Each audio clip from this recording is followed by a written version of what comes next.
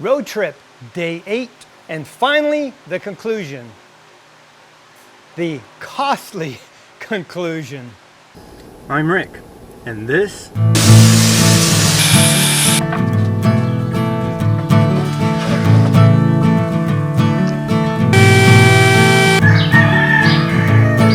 shut the heck up, you stinking roosters.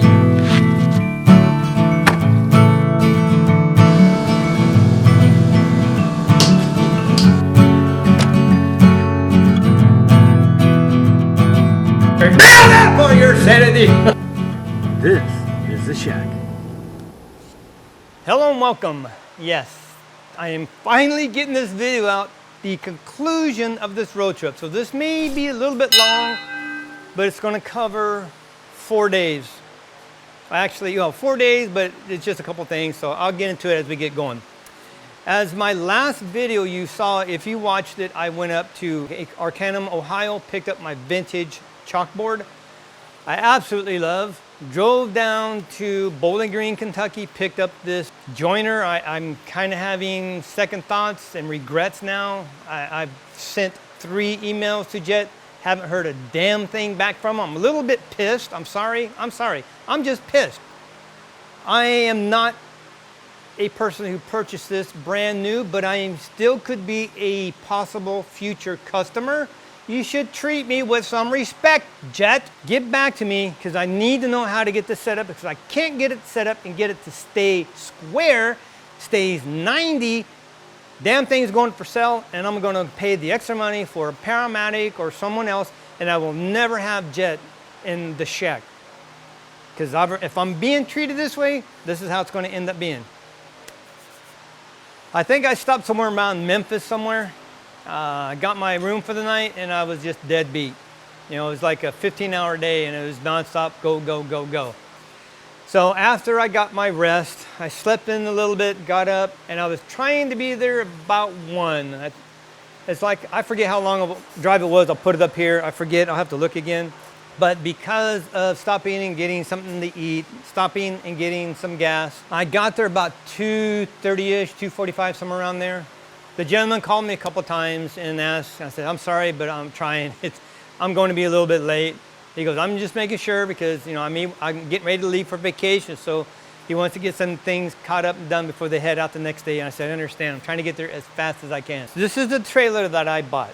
When I got to Russellville, Arkansas, I pulled in, checked it out, made sure everything was what I wanted. And my 3 priorities for a trailer were, I'm sorry, I take that back. There were 5 checks. 16 on center sides. Didn't want 24 on center. 16 on center floor. When I start moving my shop tools, they are heavy. I wanted to make sure I had enough strength under it, and I still, because of the weight, may throw in another level of plywood, just cut some plywood, lay down, set this on top because the tools are going to be heavy, just for added protection. But I didn't want 24 on center floor. I wanted 16 on center floor. And I wanted dual brake, meaning I wanted electric brakes on both axles. A ramp door, which I forgot to say that earlier, the ramp door. And the 5th thing was I wanted easy lube. I wanted the axles that you didn't have to take off to grease. I wanted to be able to shoot the grease in. So when I got there, I could just grease it all up, make sure it had enough grease, and I was good to go. And the biggest check was that he actually held it for me because I went through about 15 trailers minimum. Up to 25 trailers. Nobody would hold it for a week until I got there because I told them, this is what I'm doing. I'm going to look at property. I'm picking these other things up. I need the trailer on the way home because when I get ready to move next year sometime, I need a trailer. Nobody would hold it. This one gentleman was the only one who would hold it, so I probably paid $200-300 more than I should have. But because he held it, that was worth it to me.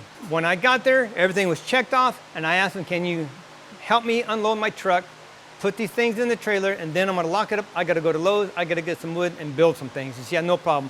So we unloaded my vintage chalkboard, set it in the trailer, unloaded the joiner, put it in the trailer, locked everything up, did the paperwork, gave him his money, off to Lowe's I went. It was the closest store there, and purchased 2 sheets of plywood. I wasn't exactly sure how I was going to build the crate yet. And I think I bought 6 2x4s. I wasn't sure how I was going to do that. So I got 1, 2, 3, 4, 5, 6. No, I bought 8. I'm sorry, I bought 8 2x4s, which worked out perfect. I had just enough. And I also purchased a couple of rolls of bubble wrap because I knew I wanted to pad this quite well. I wanted to make sure no vibration and it would hold. So after sitting for a while, figuring things out, and I thought, I'm gonna do it this way. So this was the final outcome and it worked out perfect. So once that was done, the 2 2x4s I had left over, perfect. Chalkboard was here on this wall. I laid the 2x4s long ways this way in the corner, laid them on top of the chalkboard, on top of the 2x4s there, put screws in on each side just to hold them on top so the chalkboard wouldn't fall this way. And it held there all the way home. Beautiful, it came out perfect. Thank you, Lord, I did a good job on that. Now that I have this secured in my trailer, I built everything in the trailer, didn't want to make a mess outside, swept everything up. My next stop, I was actually going to pick up one of these, a 1952 8-in Ford. Now, this kind of sucks. I found one in Oklahoma I really wanted. It was absolutely perfect. Good price. This was pretty much all there. I don't care what it looks like. I don't want to beat the hell up, but I want all the pieces there, basically. During this trip, I have noticed, for some reason, my truck never burns oil. I have been burning oil. Full synthetic oil, and I am burning a quart almost every day. I would barely burn a quarter to half a quart within a 10,000 mile frame, but I'm just driving local. This is pushing it, running hard, 65, 75, sometimes 80. Trying to conserve my gas, so I was trying to keep it under. I may have pushed my truck a little too hard on this trip. Once I got the trailer and started heading off, I apologize, I had to change out my batteries. My microphone died. I didn't realize it, so that's why I look different. Have to redo this portion of the video. Once I departed Russellville, got on the freeway, immediately, and I was just thinking, nah, it's just because it's pulling a trailer that's heavier, it's bigger, it's a major wind catcher, you know, so I'm making up all these excuses already. And it seemed to have a difficulty getting into overdrive. I had to actually let off the gas, the throttle, and shift it in, then get back on the throttle and try to maintain the speed. It just wasn't wanting to shift into overdrive. Going down some inclines, coming back up, it had a strange downshift into third gear and sometimes into the passing gear. It had a really strange shift. And I'm like, damn, that's never happened before. Trying to tell myself everything's okay, and there is something going wrong. When I text the guy, I actually told him I was in Little Rock, I guess because I had pulled off, taken a nap, letting the truck all cool down. I wanted to get nice and fresh, and when it was cool out, take off. And so I texted him, you know, there might be an issue. I don't know what's going on. I took off, I forget what time in the morning it was, heading into Oklahoma. I think it was somewhere around Fort Smith, Arkansas. And it's still having issues, and going from first or second, it had weird shift, and like, wow, it's never had that before. So I don't know if it's just coincidence, strange timing, or in fact, pulling this heavy trailer emphasized something I hadn't realized prior. If I remember right, the tractor was a little north of Tulsa, so I would have had to turn off, head up to Tulsa, and I stopped before I got to that point, and I had to make a hard decision. I texted the guy. I originally told him, you know, I was stuck in Little Rock, but I talked myself out of that after I sent the text. And I went ahead, but I made a mistake. I was actually in Fort Smith. So I talked myself out of it, and I decided I'm going to try to get this to Texas. Just going to take it easy, drive it about 55, 60, get it into Amarillo, Texas. I initially told the gentleman that I wasn't know what's going to happen. If it's a simple oil change and everything's fine, maybe just some adjustment, then we're good to go. Because I'm thinking if I break down before I even get to Amarillo, I may be stuck wherever I'm at and up to their beck, and I'm going to have to take whatever they have. So either it's on a Friday. If they have to order the parts, I'm stuck all weekend. If they don't have a exchange one, again, stuck all weekend. But if it comes to that point, that worst scenario, so I'm thinking, you know, it could cost me up to $3,000 or $4,000. I don't know. But if it does, I can't afford another $2,000 buying a tractor. I'm basically done. I got no more money left. With that in my mind, and after I had sent that text, and I think, you know what? I'm just going to do it. I'm taking a chance. I'm going to go. So I cruised 55, 60 all the way into Amarillo all night long into the morning. Got to Amarillo about 11:30. Pulled into Precision Transmission. If anybody watches Precision Transmission on YouTube, you know exactly who I'm talking about. Pulled in, and they didn't look like they were open. I'm thinking, I can't be here this early. Kind of walk around, I'm looking, it's like knock on the door, and Trent was there, Rich's son. I looked at him and said, hey, how you guys doing? I got an issue. I need to see if you guys can maybe do an oil change service on this and see if there's any problems, because I'm having a little issue with the shift. He has this look and goes, I'm sorry, sir, but I'm just cleaning up a few things, finishing up a few items. We're basically closing early today because it's a long weekend. I'm thinking, long weekend? What do you mean? The Memorial. I'm like, oh my God, I didn't even realize it was a Memorial weekend. I'm like, oh no. So we talked a little bit. He comes outside, pops the hood, pulls the dipstick, and he goes, it's caramelized. I can actually, he's going like this with his finger. He goes, yeah, you see that? He goes, there's actually copper in there. He goes, if I can pull that out of the dipstick, there's probably some issues going on. He goes, but I am truly sorry. I can't do nothing right now. We're closing, getting ready to leave for the weekend. I can't do anything. And I'm thinking, oh, damn. Oh, damn.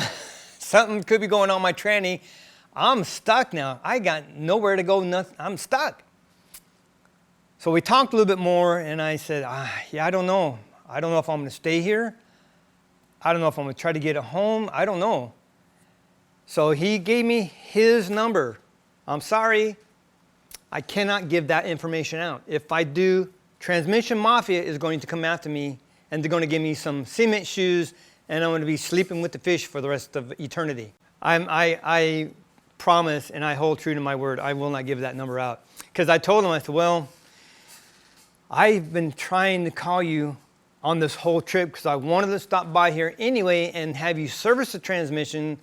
I think it's pretty well due. It was like 20-some thousand miles. I said, I just want to get it done. You can look at it, and I can get a peace of mind knowing that whatever you find in it, you will give me your honest opinion. So he goes, you know what, here's my number. If you decide to stay, call, let me know.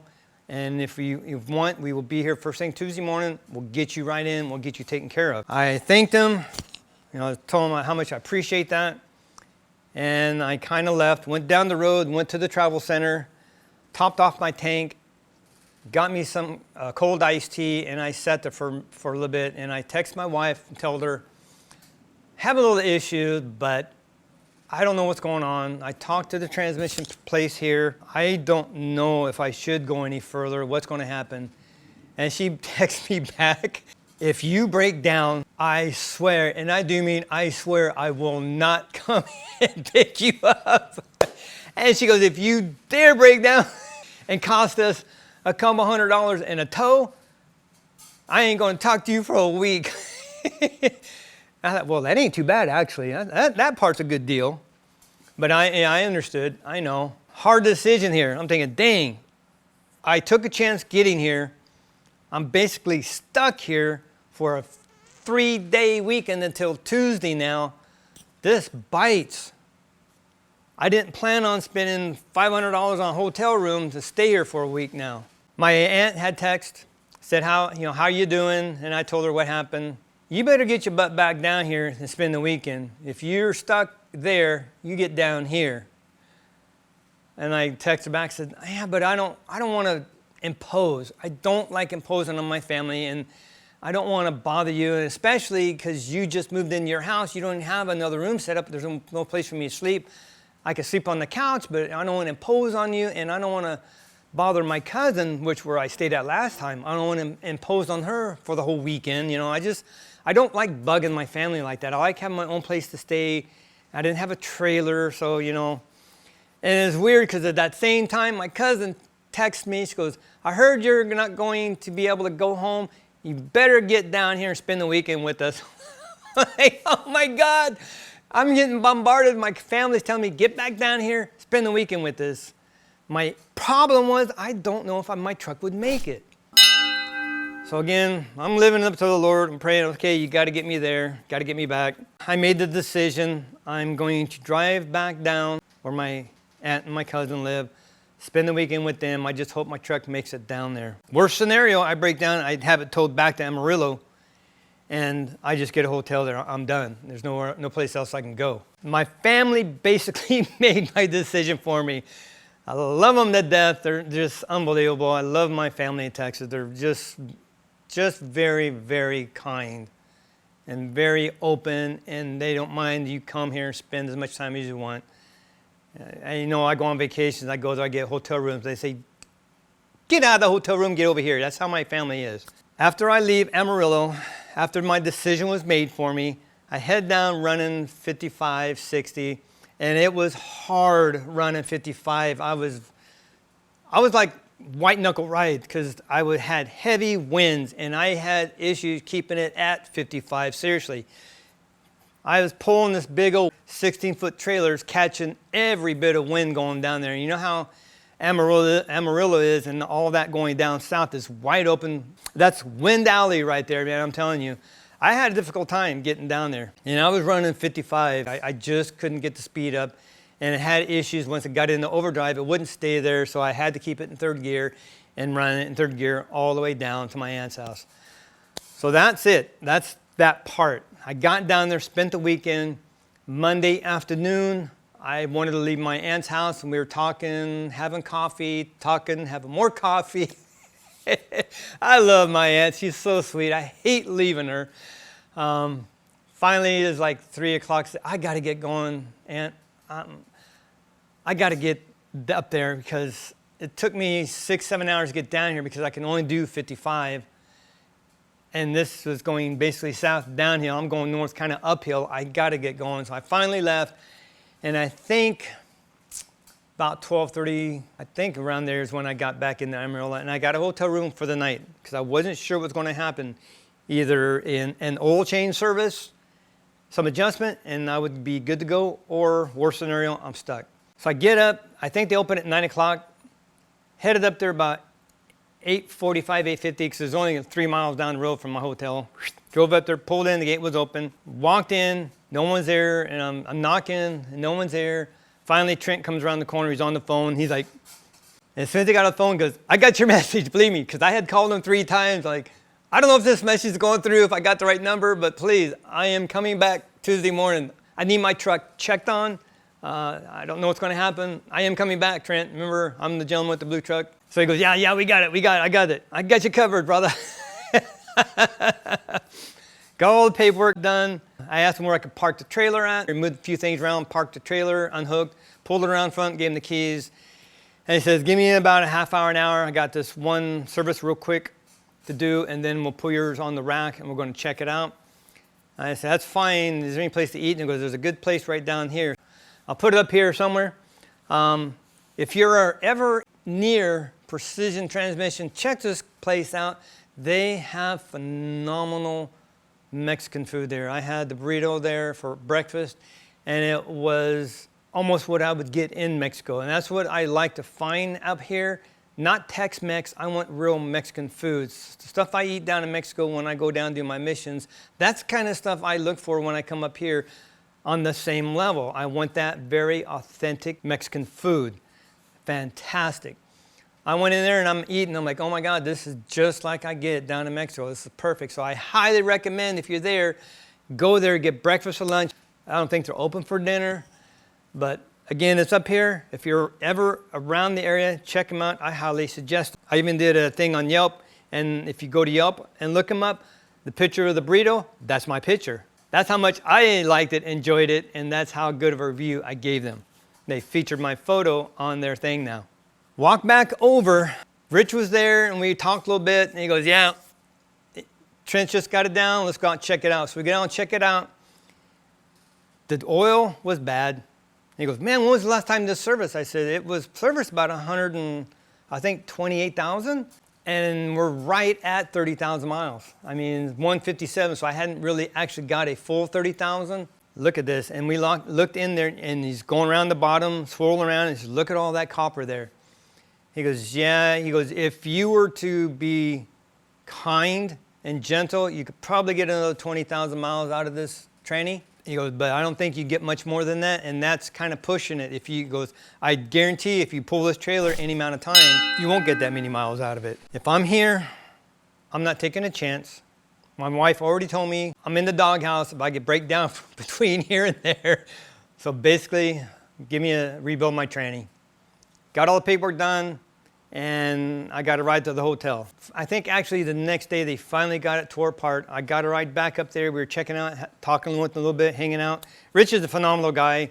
I truly admire his craftsmanship, the knowledge that he has gained over the years. This truly old school guy, knows some tricks, and I pray Trent really latches on to the knowledge his father has. It will do him good and will take him far in his success. I will put a link up here to my video they did of my truck.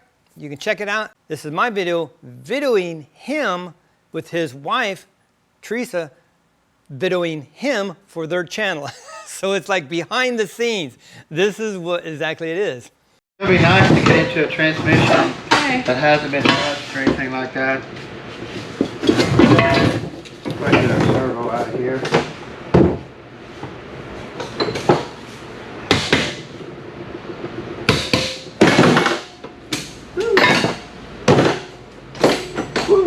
Are you making noises? All right.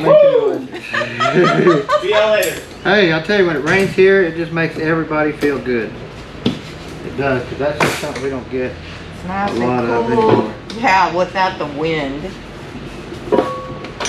I could show you some dust storms that we've had come through here. It's been unreal. Just your factory servo.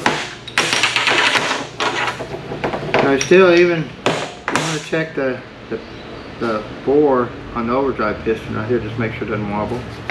Always put new ring. Now we're going to be putting a Corvette servo in here no matter what. And just because he's told me we want a lot more supply pressure on the band. Now, a lot of times, guys, what we do is we come in here. You can see the distance between this plate here and the piston, that right there. You can take, what I like to do, this right here is out of a 48 RE shift kit. And what this does, this will fit right over that pin. Okay. What we'll do is we'll come in here and we'll put this in between here. Let me show you. Richard, you just showed them. I'm going to show you. But how I put it together, I stick the pin through there. I put this on there, like that. Put it together like that. And what it does is, it'll take up the gap between here and here just a little bit. And I mean, you would not believe the difference it makes by doing that on the intermediate shift, second gear shift. So some of your shift kits will come with spacers that go in here. I never want to take it completely up because then you'll have a harsh downshift when you come to a stop. But I do like to take half of that up right there. So it's pretty simple. Some of your shift kits will have you put 3 springs in here. Even after we put the 3 springs in, I still put my spacer in here and take that gap up right there. You can kind of see it right there a little bit. It's got fluid on it, but I still have, you know, probably 30 thousandths where that spring is still in use. This spring is still in use.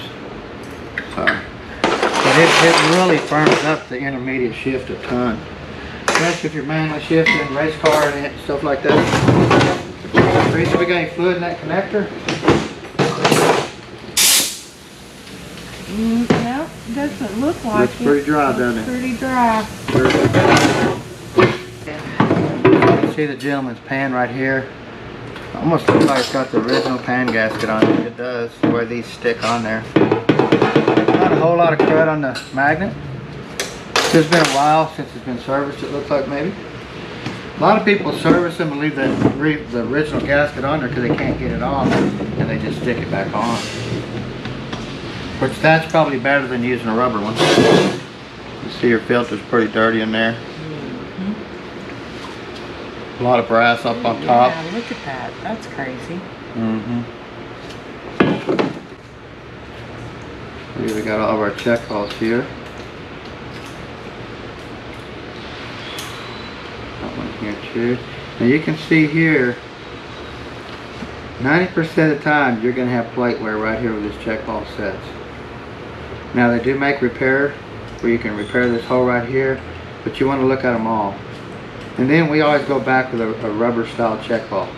That way it never happens again. And then we come in here and enlarge our 4th gear hole, our 2nd gear hole, and then our 3rd gear feed here. We'll enlarge these 3 holes right here. Okay. So now, just because we put the Corvette servo in this unit doesn't mean it's going to stay. Because once we do our modifications and we put it in, if it shifts too firm or something like that, we don't like it, the Corvette servo is the easiest thing to take back out and play with if your 2nd gear shift is too firm, your 3rd gear shift is too firm, you know, stuff like that. So without having to drop the pan, take a lot of time.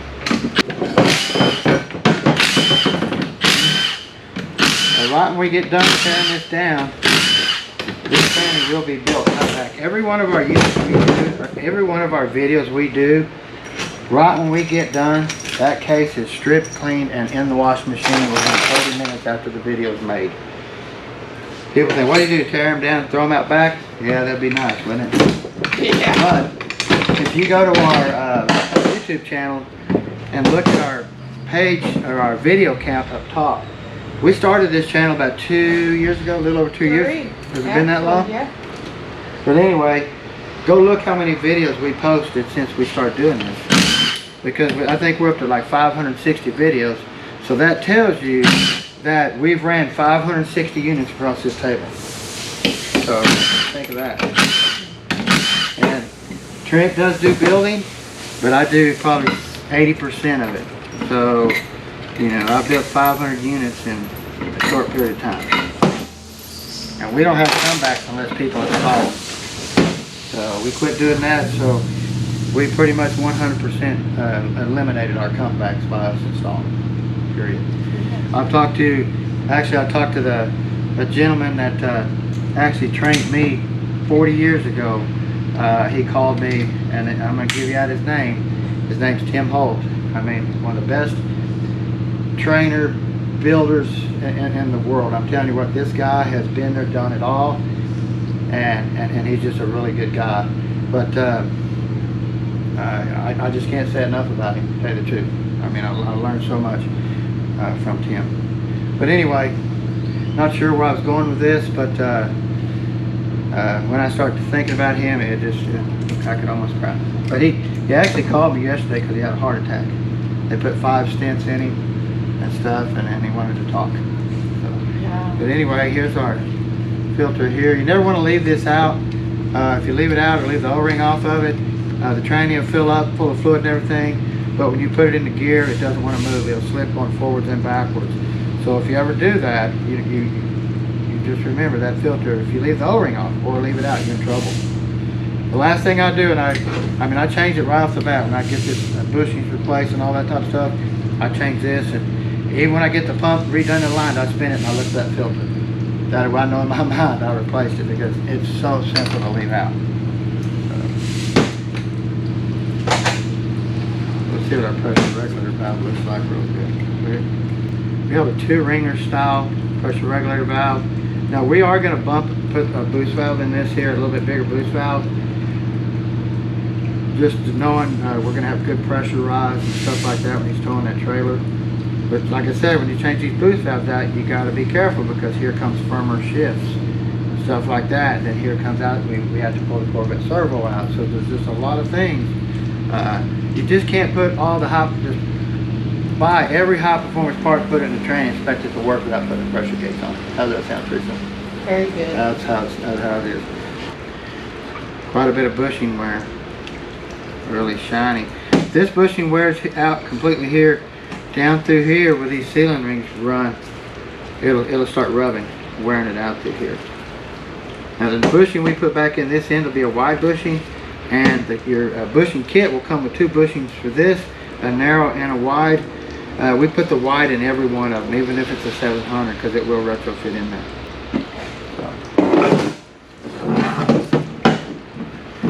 You can see here, definitely we're going to be spacing the converter. So we're just barely catching that pump. Now when we put a bigger boost valve in here, you know pressure is going to rise. Once pressure rises here, we got more force on this, these two lugs right here on this pump rotor. So, I mean, we've actually broke these off in high performance applications with a gauge on it, shifting out with a whole lot of pressure, and physically just strip these right off on a brand new unit. You're just barely catching that thing. Now we put our new converter in, it's going to probably set in a different spot even than that one there, but we're definitely going to check it and see if we have to move it. Well, this thing is warped on that.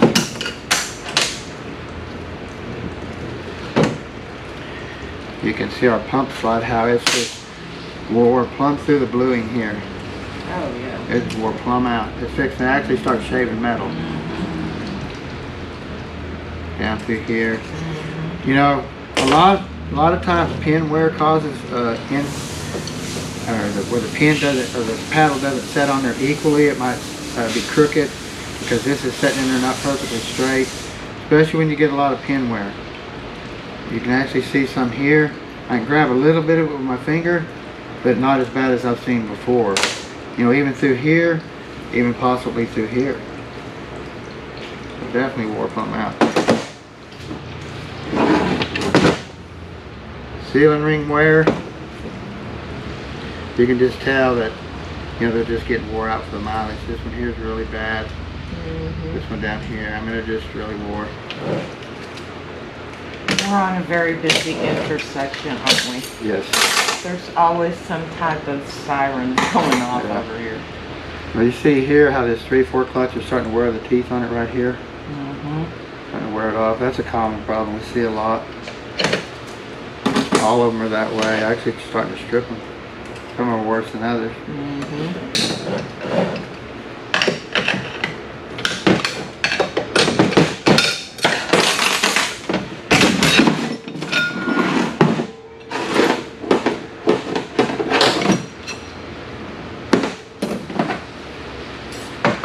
Bigger forward clutch here. Trying to get some wear. Hotter on the outside than they do the inside. Some of them look hotter on the inside. Wear pretty good. Yeah. Just a lot of age. I'd say, what year was this truck? It was 02. 02. Yeah. But he could tell with the trailer on it that it was really weak. On this hub here, from here to here you want to check. It's already got grooves, this war plumb in it. You definitely want to replace that. When they come out with the brass style rings for the sprags, this washer, brass washer, will eat into this metal. And it'll physically almost lock into a groove just like that, see? You can't slide it. When normally it should just be smooth all the way around. But if you take and wipe all that dirt off this thing, you can see here where there's a big old lip. Take it off here, this one will look brand new. So this metal here must be a lot harder than this here, or something. I don't know why it does it, but it does it on every one. Well, this is you don't see this much. I don't know if they got rid of it around there, but anyway, we do have a thrust washer style hub here. Slides into your forward outer ring gear for your clutches and your planet. A lot of times, well, when they had this style here, we really didn't see a lot of wear here, even though we do have some wear here for the mileage. Normally we see wear here, not here. But the later versions, the roller bearing style, we started seeing wear through here. After seeing the aftermath, with it all broke down, seeing that the clutches, how the tabs were worn to nothing, he literally told me, you would be lucky to get another 15,000 miles out of this. And he said, I guarantee you wouldn't have got very much if you towed any amount. These were wearing out, these were on their last legs. So they did all the upgrades. And that's something good about this now. When something's new, it takes a few years of it breaking down, having issues, for them working all the bugs out, getting all the proper upgrades for it to be solid and for it to last a length of time. So now we have all the improvements that have been proven over time now that actually work, and that's what's great. So now I have all the upgrades, and I went one step further. Factory gives you a little piss-ass little cooler for your tranny. That don't cool diddly squat. I told them, put me an aftermarket on, because when I do start moving, and I told this, I wanted to stay as cool as possible. So he upgraded me to a larger trans cooler, much needed in this case. I got all the bells and whistles, and I told him, I don't care if it shifts hard, because I'm old school. When I built my 72 GMC, I had that thing chirping gears. I had a positive shift. I had a shift kit put in it, and it was solid. I just like that. He goes, no, we won't get that hard, but it will shift more solid, and it'll have a better positive shift, but it won't chirp your gears. I said, oh, it's okay, because this is stock. I just want to have a good solid shift. He goes, no problem. Now that was all done, installed, I got out of there, got back there Thursday afternoon, finished a few little things up, because they test drive it and they check a few things to get it dialed in just right. Took me out for a test drive. I said, romp on it, I don't care. You know, you're talking the guy who had a hot rod truck, so I don't mind romping on it. Drove around a little bit, good shift, did well. Got back, paid him, everything was done, taken care of. Hooked up the trailer, off I go with a $42 or $4,400 expense now. That's why I said, very expensive outcome. There's no way I could have picked up that tractor now. I couldn't spend another $2,000 to go back and get this tractor. I overspent my allotted money for the trip as it is. Very heartbreaking. I wanted that tractor. A tractor I'm going to need when I do find my property, but it just wasn't in the cards just yet. Lord maybe has better plans for something, so that's fine. But now I am confident I have a truck that is going to outlast me now. No issues. It will do what it needs to do. I have a feeling once we do move and I get moved, I will probably pull the engine and completely rebuild that, and that will be it. That truck will be solid and set. Once I leave Amarillo, topped everything off, I'm good to go, head down to 40, and I hate the 40 because there is nothing to look at, and the gas is more expensive, but it is actually faster to go down to 40 to Holbrook, Arizona, from Holbrook shoot down to Phoenix and then home, versus going back down to Dallas Fort Worth or something, you know, shooting over into the 10 and taking the 10, because the 40 is actually a little bit more flat, other than some of the hill stuff you have to go through when you're going to Albuquerque and all, but not bad. So down to 40 I go, all the way to Holbrook, Arizona. And when I get to Holbrook, it's before Flagstaff and everything. You take that, head south, go through this beautiful, beautiful Arizona. I mean, you don't believe it's Arizona because you're thinking Phoenix, desert, you know, southern Arizona, nothing. Northern Arizona is beautiful. It just costs too much money. I would move there, but it's just as expensive as California, and I'm not going to pay that kind of money. Beautiful, beautiful. The only thing I had to be cautious, and I was, because I got a brand new tranny in my truck. I'm not trying to push too hard. I'm trying to let it break in, so I'm just taking it easy. All the way from Holbrook down to Phoenix, I basically drove about 50-55, because you're going through the mountains, windy roads, back roads, and they got signs all over looking for deer, looking for elk, looking for livestock, looking for anything crossing the road, because it's all open land.